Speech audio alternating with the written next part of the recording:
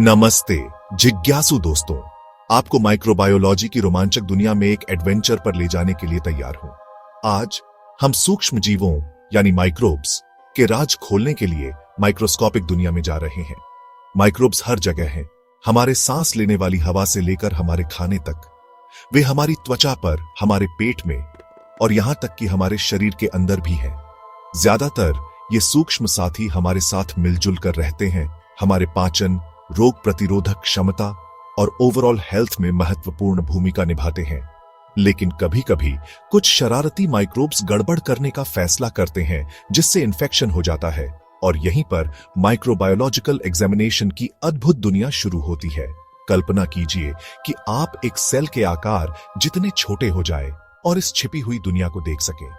Microbiological examination हमें ऐसा करने की अनुमति देता है। ब्लड, यूरिन और स्प्यूटम जैसे बॉडी फ्लूइड्स का अध्ययन करके हम उन इन्फेक्शंस के पीछे के कल्प्रिट्स को पहचान सकते हैं। तो तैयार हो जाइए साइंस एंथुसियास्ट्स, क्योंकि हम जर्म्स की दिलचस्प दुनिया और उन कॉमन इन्फेक्शंस का पता लगाने के लिए इस माइक्रोस्कोपिक जर्नी पर निकल रहे हैं, जो हमारी वेल बीइंग को डिसरप्ट करने की हिम्मत करते हैं। हमारे शरीर एक बस्टलिंग सिटी की तरह है, जिनमें अलग अलग फ्लूइड्स बहते रहते हैं और जरूरी काम करते हैं। ये फ्लूइड्स जैसे ब्लड, यूरिन और स्प्यूटम सीक्रेट मैसेंजर्स की तरह हैं, जो हमारी हेल्थ के बारे में महत्वपूर्ण जानकारी रखते हैं। ब्लड को सिटी के ट्रांसपोर्टेशन सिस्टम की तरह समझो, जो ऑक्सीजन और न्यूट्रिएंट्स को हर जगह पहुंचाता है। यूरिन सिटी के वेस्ट डिस्पोजल सिस्टम की तरह है, जो टॉक्सिन्स और अनवांटेड सब्सटेंसेस को बाहर निकालता है। और स्प्यूटम सिटी की क्लीनिंग क्रू की तरह है, जो एयरवेज को डस्ट और डिब्री से साफ करता है। अब जब ये शरारती माइक्रोब्स हमारे बॉडी सिटी पर हमला करते हैं, तो ये फ्लूइड्स इन्फॉर्मेंट्स की तरह काम करते हैं, जो इन्वेजन के साइंस देते हैं। और यहीं पर मेडिकल वर्ल्ड के डिटेक्टिव्स यानी माइक्रोबायोलॉजिस्ट्स आते हैं।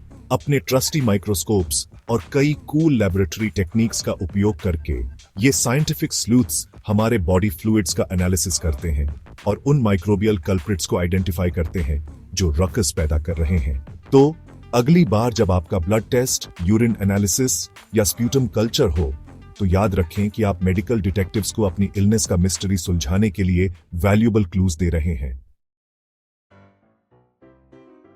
चलिए एक कॉमन इन्फेक्शन के बारे में बात करते हैं, जो बहुत बड़ा पार्टी पूपर है, यूरिनरी ट्रैक्ट इन्फेक्शन यानी यूटीआई। अपने यूरिनरी ट्रैक्ट, जिससे यूरिन बाहर निकलता है, को एक स्लाइड की तरह इमेजिन करो। आमतौर पर यूरिन के लिए ये एक स्मूथ राइड होता है, लेकिन कभी कभी पेस्की बैक्टीरिया जैसे शरारती ई कोलाई बाहर से अंदर आ जाते हैं, स्लाइड पर ऊपर चढ़ते हैं, जिससे इरिटेशन और इन्फ्लेमेशन होता है। ये है यूटीआई। ये ऐसा है जैसे कोई अनवांटेड गेस्ट आपके यूरिनरी ट्रैक्ट में ज्यादा देर तक रुक गया हो और डिस्कम्फर्ट पैदा कर रहा हो।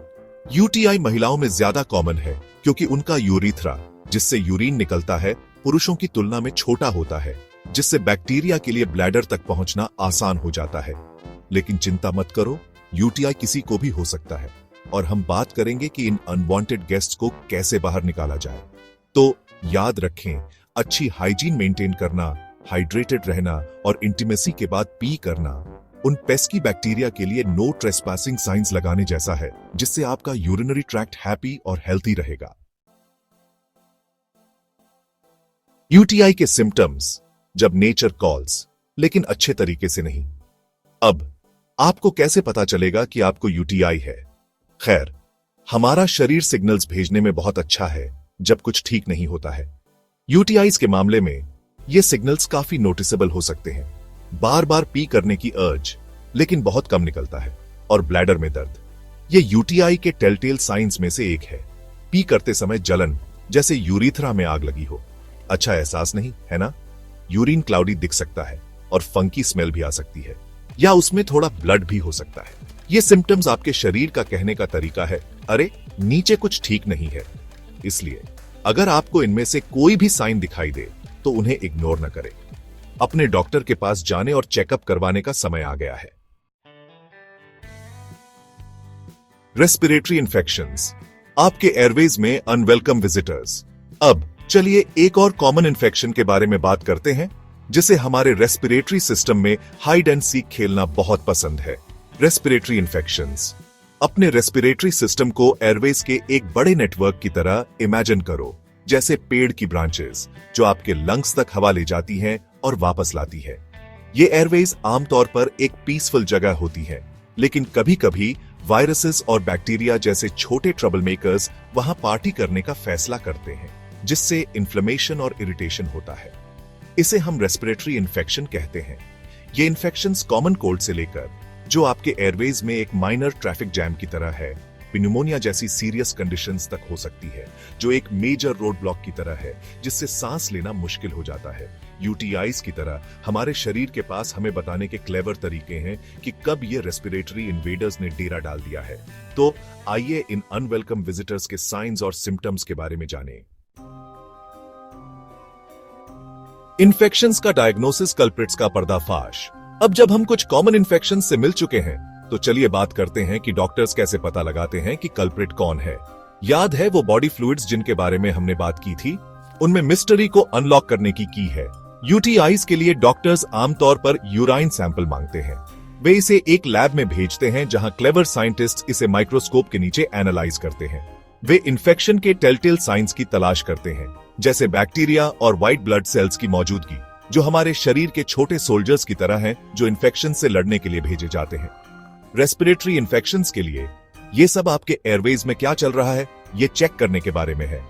डॉक्टर्स आपको कुछ फ्लेम, जो आपके रेस्पिरेटरी ट्रैक्ट में बनने वाला म्यूकस है जब आप बीमार होते हैं, कॉफ करने के लिए कह सकते हैं। फिर वे इसे एनालिसिस के लिए लैब में भेजते हैं। ये टेस्ट्स डॉक्टर्स को इन्फेक्शन के टाइप को आइडेंटिफाई करने और उससे लड़ने के लिए सबसे अच्छा वेपन चुनने में मदद करते हैं। ट्रीटमेंट लेना और हेल्थी रहना आपके शरीर का डिफेंस फोर्स। हमने इन्फेक्शंस और डॉक्टर्स उन्हें कैसे डायग्नोज करते हैं के बारे में सीखा है। अब चलिए बात करते हैं कि उन अनवांटेड गेस्ट्स को कैसे बाहर निकाला जाए और हेल्थी कैसे रहा जाए। कुछ बैक्टीरियल इन्फेक्शंस के लिए डॉक्टर्स एंटीबायोटिक्स प्रिस्क्राइब करते हैं, जो छोटे सुपर हीरोज की तरह होते हैं, जो बैक्टीरिया को डिस्ट्रॉय करते हैं। लेकिन एंटीबायोटिक्स केवल बैक्टीरिया के खिलाफ काम करते हैं, वायरसेस के खिलाफ नहीं। ज्यादातर वायरल इन्फेक्शंस के लिए रेस्ट की है। यह आपके शरीर को वायरल इन्वेडर्स से लड़ने के लिए जरूरी टाइम और एनर्जी देता है। Over the counter medication symptoms को रिलीव करने में मदद कर सकती है, जिससे आप कंफर्टेबल रहेंगे जब आपका शरीर अपना काम कर रहा होगा। लेकिन हेल्थी रहने का सबसे अच्छा तरीका है इन्फेक्शंस को शुरू में ही रोकना। रेगुलरली हाथ धोना, हाइड्रेटेड रहना और पर्याप्त नींद लेना आपके शरीर के चारों ओर एक फोर्ट्रेस बनाने जैसा है, जो पेस्की माइक्रोब्स को दूर रखता है। याद रखें, नॉलेज इज पावर। यह समझकर कि हमारा शरीर कैसे काम करता है और इन्फेक्शंस कैसे फैलते हैं, हम हेल्थी रहने और माइक्रोस्कोपिक मिसचिफ मेकर्स को दूर रखने के लिए स्मार्ट चॉइसेस कर सकते हैं।